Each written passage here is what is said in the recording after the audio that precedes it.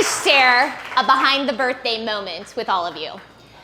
Around this time last summer, we were at Topgolf for an event we were putting on with some of our youth who are in the foster care system in Allegheny County.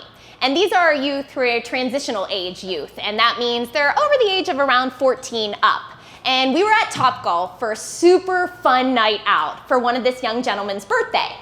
So we're there with about 15 to 17 young teens, and we're all having a really good time. And for so many of these kiddos, a night out at Topgolf is something they would have never experienced before. So we're just really relishing in the moment, having fun. What you also have to realize is sometimes birthdays, especially for youth who have been through a lot of trauma, can be incredibly triggering because birthdays are something they might have gone without, or they remind them of a moment that makes them feel like they weren't wanted or not worthy. And so sometimes you have to balance the joy with also the heartache and really meet the kiddos where they are. And there was a group of young boys that were sitting, probably anywhere from 14 to 18 years of age. And there was this one young kiddo, he was sitting there. You could tell he was trying to be like, I'm real cool, but I also want to tell you something. But I'm real cool, so I have to balance this out, and I'm in front of my bros, like right here. So we're sitting there, and he like looks me dead in the eye. He's like, you know, Miss Megs, I'm not going to celebrate my birthday next month. I was like, okay, I'm sorry to hear that. Is there a reason? And he looked at me and he goes, honestly, birthdays are really hard for me. And his buddies are like, oh wait, this might be like a deep moment. You could tell they kind of like got real quiet and leaned in. And he's like, you know, I've spent the last 3 birthdays sitting in my bedroom alone crying because no one remembered it. And I looked at him, I'm like, I'm really sorry to hear that, Andrew. I can't imagine how painful that must be. Now, do you think that if I could ensure that you got a birthday gift on your birthday, because this was a young gentleman who was actually at a shelter with our partner Family Links, who is here tonight.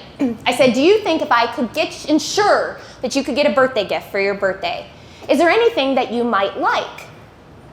And he looked at me, he took a deep breath, and you could feel the vulnerability in that moment. And he said, honestly, what I would really like is to know that someone was picking out something just for me. That they were thinking about me when they went and got it, and it was something that, I don't know, showed that they cared, and maybe it's a piece of jewelry, like a shark tooth necklace. So I looked him in the eye, and I said, if a shark tooth necklace, because I was just so delighted that he said a shark tooth necklace, because all his bros were like, shark tooth? Okay, like that's cool, I think too. And he's like, I was like, if a shark tooth necklace is what you would like, then I think a shark tooth necklace is what you're gonna get for your birthday. And he's like, really? I said, really. And I said, here's the deal, Andrew. I know your birthday's not till next month, but I'm gonna go back to my office and I'm gonna ensure that you get that package sent to the shelter this week because I know your life is in transition right now. So even if it's an early birthday gift, we're gonna get you your birthday gift. And he just kind of like nodded quietly. We went about our evening. Later that night, we're like walking out all his bros and he like was like, and he's like, I also like Legos. Dinosaur ones. I was like, you got it, dude. So I came back to the office the next day, and like I came home, I told my husband, Mikey, he's there, he's over there, everyone knows. Oh, where is he? Mike, wave.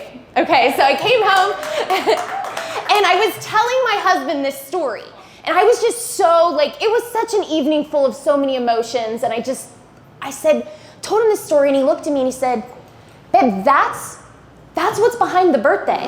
Like, that's the work, that's the meaning, that's the impact. You gotta share that with people. So this evening you'll also notice on your tables are little QR codes that those are other stories, just like Andrew's story. There's the diploma and bath bombs and powdered sugar donuts that are all meaningful, impactful moments about our work. So you have a shark tooth necklace around your neck tonight, and what I'd love for you to maybe consider doing is perhaps going over to our table right there and finding your birthday buddy. Because we have a name of a child or children that actually share your birthday, and you can sponsor it to ensure that maybe they get their very own shark tooth necklace, or maybe it's llamas and pineapples with SpongeBob, because that was a request we got once.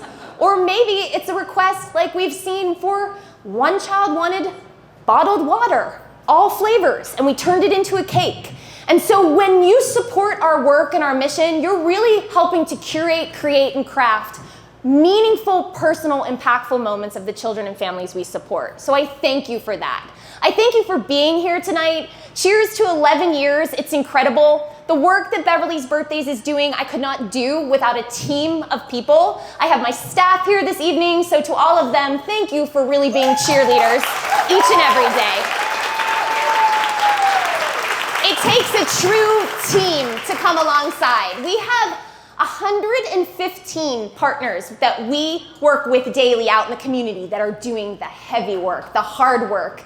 We always say, like, we're happy and proud to come alongside you. If we can be a little bit of a hug and some glitter because you're day in, day out with the families, we're happy to come alongside you. So if you represent an agency that we partner with, thank you for allowing us to come alongside you. I very much appreciate it. We have our team of board of directors this evening. Many of them are wearing cheer crew. We actually have a full board, 20 members in the community who actually have seats on our board. Thank you for your leadership. And we have so many sponsors here tonight that are actually corporate community partners. So what they do is they're contributing to our mission. And we like to say thank you to them at events like this because they're coming alongside us 365 days a year and helping us spread cheer. So if you represent one of our corporate partners, thank you for investing in our work.